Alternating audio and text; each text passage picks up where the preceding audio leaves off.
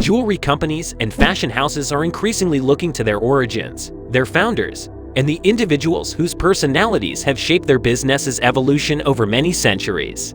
This is part of an ongoing effort to find new sources of creativity. Even though they had no direct connection to the jewelry industry throughout their lifetimes, they have earned a unique position in that industry due to the unexpected turns their lives took, the daring of the choices they made, and the pervasiveness of the ideas they contributed. Louis Vuitton is one of the first that comes to mind, and we will discuss the legacy he left behind in this video. When Louis Vuitton was first established, the company had no ties to the jewelry business. Nevertheless, the same cannot be said of its customers. The well-to-do had been purchasing trunks, suitcases, and bags with the coveted Louis Vuitton inscription for many decades. Still, as time passed, the brand expanded its range of products to include fashionable clothes and jewelry, ranging from bijouterie and everyday jewelry to luxury items.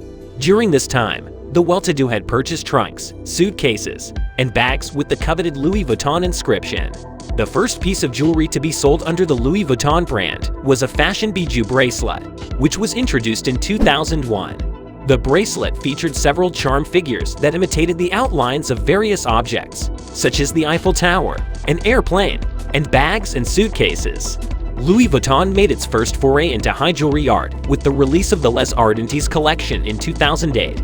The Emprise collection was the company's first attempt at creating jewelry back in 2004, and the Les Ardentes collection was the company's first attempt at creating high jewelry art in 2008. Since then, new pieces of high jewelry have been unveiled each year, resulting in the creation of what has become a significant event for the industry.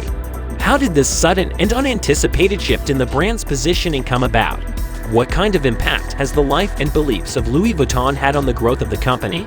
To comprehend this, we need to take a more in-depth look at his biography, which is written in such a way that it is reminiscent of a business tutorial on creating and marketing your brand to achieve international recognition. For my interests, I have noted the 5 golden laws that have contributed to Louis Vuitton's success. I do not doubt that you will find them to be of interest. Ambitious determination. Already at an early age, Louis Vuitton made the bold choice to alter not only his own life but also the lives of his descendants, even though his descendants were not expected to arrive for quite some time. Louis Vuitton was born on August 4, 1821, in the rural community of Lons-le-Saunier, which is located in the eastern region of France. His family was comprised of farmers, joiners, and carpenters. Louis was just 10 years old when his mother passed away, and his father died soon after that. He was 13 years old when he moved out of his father's home and traveled alone to Paris. Imagine for a moment that it took him around 3 years to walk the 470 kilometers, 292 miles to reach the capital of France. Because he did not have an endless amount of income or possibilities, he was forced to engage in various odd occupations during this time period to eat himself and locate a place to sleep for the night. All of this, of course, contributed to the formation of his character, as well as the precise objective that would go on to become his compass point: patience and hard work. Although the use of horse-drawn carriages was still common in Europe at the turn of the 19th century, a determined effort was made to improve the rail and water transport networks in the region at the beginning of the century. Imagine now the hopes and aspirations of those who traveled during the time of Louis Vuitton, when the conveniences of modern transportation were not yet available. The luggage had to be packed not only to the highest possible standards, but also in a reliable manner so that it would arrive undamaged. At the time, Monsieur Maréchal's business was widely regarded as among Paris' most prestigious couturiers. It was through him that Louis, then just 16 years old, was able to get his first employment in the industry. Louis Vuitton has earned a reputation as the world's preeminent producer of bags because of the company's dedication to accuracy, courtesy, and meticulous attention to detail, in addition to 17 years of producing work of the highest possible caliber. In 1854, his workshop was established at No. 4 Rue Neuve Capucines in Paris, right adjacent to the Place Vendôme. Continuous development. After attaining the expertise required to perfect his trade, Louis Vuitton did not rest on his laurels.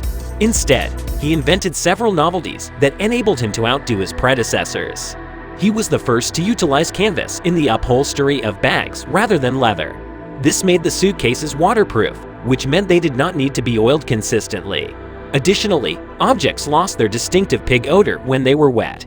In addition to this, he was the one who changed the rounded top design of suitcases to a flat top shape, which allowed them to take up less space, made it simpler to close, and made them less prone to breakage while being carried. Together with his son George's, he came up with a one-of-a-kind lock for bags with 2 springs. The purpose of this lock was to prevent robbers from being able to stop and take an unrestrained interest in the possessions of other travelers.